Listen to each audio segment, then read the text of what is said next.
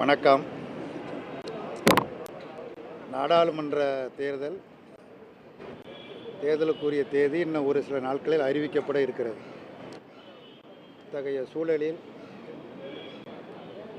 பாரதிய ஜனதா கட்சி நாட்டு மக்களை திசை திருப்பக்கூடிய வகையில் ஏராளமான பிரச்சனைகள் இருக்கிறது. நாட்டில் மோடி கொடுத்த வாக்குறுதி எதையும் நிறைவேற்றவில்லை. ஆண்டுக்கு 2 கோடி பேருக்கு வேலை தரேன்னு சொன்னார். 10 ஆண்டு காலத்தில் 20 கோடி பேருக்கு வேலை கொடுத்திருக்க வேண்டும். வேலை கொடுக்கவில்லை என்பது மட்டுமல்ல, வேலையில் இருந்தவர்கள் வெளியேற்றப்பட்டு இருக்கிறார்கள். அதே போல் வெளிநாட்டில் இருக்கிற கருப்பு பணம் மீட்கப்படும்.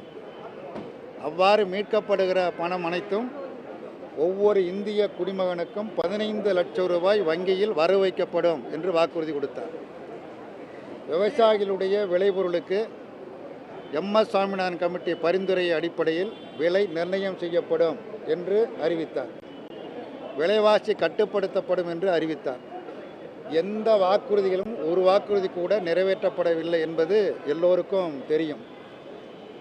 அண்மையில் தேர்தல் பத்திர திட்டம் குறித்து கடந்த பிப்ரவரி மாதம் 15ஆம் தேதி உச்சநீதிமன்றம் 5 நீதிபதிகள் அடங்கிய உச்சநீதிமன்றம் ஒருமனதாக இது மிக முறைகேடானது, தவறானது, இந்த திட்டத்தை ரத்து செய்கிறோம் என்று அறிவித்தது மட்டுமல்ல, மார்ச் 6ஆம் தேதிக்குள்ளாக ஸ்டேட் பேங்க் அனைத்து விவரங்களையும் தேர்தல் ஆணையத்திடம் வழங்க வேண்டும். தேர்தல் ஆணையம் அனைத்து விவரங்களையும் மார்ச் 13ஆம் தேதிக்குள்ளாக தனது அதிகாரப்பூர்வ இணையதளத்தில் வெளியிட வேண்டும் என்று உத்தரவிட்டிருந்தது. அந்த உத்தரவுக்கு நேர்மாறாக ஸ்டேட் பேங்க் ஜூன் மாதம் 30ஆம் தேதி வரை தங்களுக்கு அவகாசம் வேண்டுமென கோரியிருந்ததை மீண்டும் உச்சநீதிமன்றம் அந்த கோரிக்கையை, அந்த மனுவை நிராகரித்து, நாளைக்குள்ளாக நீ கொடுத்தாக வேண்டாம், எல்லா விவரங்களும் கையில் இருக்குது. மொத்தமே இந்த பத்திரத்தை விநியோகம் செய்தது ஒரு 13 வங்கிகள் தான் ஸ்டேட் பேங்கு. அப்படி இருக்கிற பொழுது எதற்கு கால அவகாசம், இது ஏற்புடையது அல்ல என்று நிராகரித்து நாளைக்குள் கொடுக்க வேண்டும் என்று உத்தரவு, இன்றைக்குள் 12ஆம் தேதிக்குள் கொடுக்க வேண்டும் என்று உத்தரவிட்டு அதனை உடனடியாக தேர்தல் ஆணையம் வெப்சைட்டில் வெளியிட வேண்டும் என்று தீர்ப்பு மறுபடியும் வழங்கியிருக்கிறது. இவைகளையெல்லாம் மனமாற்றம் செய்ய வேண்டும், மக்களின் கவனத்தை திசை திருப்ப வேண்டும் என்கிற நோக்கத்தில் குடியுரிமை திருத்தச் சட்டத்தை நேற்று அவசரமாக அமலுக்கு வரும் என்று அரசாணை வெளியிட்டிருக்கிறார்கள். இது மக்களை பிளவுபடுத்தக்கூடிய செயல், நாட்டில் நிலவுகிற ஒற்றுமையை சீர்குலைக்கக்கூடிய செயல், மத ரீதியாக மக்களை பிளவுபடுத்தி அரசியல் ஆதாயம் தேட வேண்டும் என்கிற குறுகிய நோக்கத்தோடு பாஜக செயல்பட்டு கொண்டு இருக்கிறது. அது மட்டுமல்ல, ஜனநாயகத்திற்கு எதிராக புறம்பாக செயல்படுகிறது, அரசியலமைப்பு சட்டத்திற்கு புறம்பாக செயல்படுகிறது, மதச்சார்பின்மை கொள்கைக்கு புறம்பாக செயல்படுகிறது.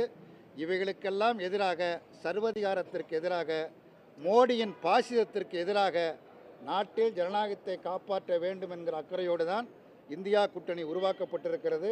அதன் ஒரு அங்கமாக மட்டுமல்ல, இந்தியா கூட்டணியை உருவாக்குவதில் பெரும் பங்களிப்பை செய்திட்ட திராவிட முன்னேற்ற கழகத்தினுடைய தலைவர் அதற்கான பல முயற்சிகளை மேற்கொண்டார். தமிழ்நாட்டில் தோழமை கட்சிகள் அனைத்தையும் ஒருங்கிணைத்து நல்ல உடன்பாடுகள் எட்டப்பட்டு விட்டன. எந்த சின்ன பிரச்சனையில் கூட இல்லை. எல்லோரும் எதிர்பார்த்தார்கள், ஏதாவது பிரச்சனை வரும், திமுக கூட்டணியில் பிளவு வரும், அரசியல் ஆதாயம் பெறலாம் என்று நப்பாசையோடு இருந்தவர்களுக்கெல்லாம் பதிலளிக்கக்கூடிய வகையில் நல்ல முறையில் இந்த அணி உருவாகியிருக்கிறது. அந்த அடிப்படையில் ஏற்கனவே இந்திய கம்யூனிஸ்ட் கட்சிக்கு 2 தொகுதிகள் ஒதுக்கப்பட்டு இருந்தது. இன்றைய தினம் திராவிட முன்னேற்ற கழக 2 எண்ணிக்கை ஏற்கனவே முடிவு செய்யப்பட்டது. இன்றைக்கு திராவிட முன்னேற்ற கழக தலைவரோடு எங்களுடைய பேச்சுவார்த்தை குழுவும் நாங்களும் கலந்து பேசி 2 தொகுதிகள், ஒன்று நாகப்பட்டினம், ஏற்கனவே நாங்கள் போட்டியிட்டு வெற்றி பெற்ற தொகுதி, அதேபோல் மற்றொன்று திருப்பூர் தொகுதி. இந்த 2 தொகுதியிலுமே சென்ற முறை இந்திய கம்யூனிஸ்ட் கட்சிக்கு ஒதுக்கப்பட்டதும் வெற்றி பெற்றதையும் அனைவரும் அறிவோம். அந்த அடிப்படையில் 2 தொகுதிகள், அதே தொகுதிகள் மீண்டும் இந்திய கம்யூனிஸ்ட் கட்சிக்கு ஒதுக்கப்பட்டிருக்கிறது. இந்த 2இல் மட்டுமல்ல, புதுச்சேரி உள்ளிட்ட 40 தொகுதிகளிலும் நாங்கள் வெற்றிக்காக பாடுபடுவோம். ஏதோ 2 சீட்டு என்பதல்ல, எல்லா சீட்டும் எங்கள் சீட்டு தான். தமிழ்நாட்டில் இருக்கிற 39 சீட்டும், பாண்டிச்சேரி ஒரு சீட்டும், 40 சீட்டுமே நாங்கள் போட்டி போடுவதாக எங்கள் வேட்பாளர் நிறுத்தப்பட்டிருக்கிற என்கிற அடிப்படையில் தான் எங்களது கட்சி தோழர்கள் மிக சிறப்பாக பணியாற்றுவார்கள். இந்த முறை சென்ற முறை 39இல் 38 வெற்றி பெற்றோம். இந்த முறை 39இலும் வெற்றி பெறுவோம், பாண்டிச்சேரியிலும் வெற்றி பெறுவோம். 40க்கு 40 நாடும் நமதே என்கிற முறையில் வெற்றி அமையும் என்பதை தெரிவித்துக் கொள்கிறேன். அதை எங்கள் கட்சி முடிவு செய்யும். அது பத்திரிகையாளர் முடிவு பண்ண முடியாது, அதை கட்சி முடிவு செய்யும்.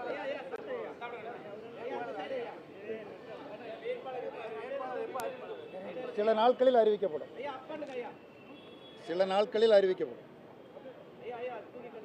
உடனுக்குடன் செய்திகளை தெரிந்து கொள்ள சன் நியூஸ் பெல் ஐகானை கிளிக் பண்ணுங்க.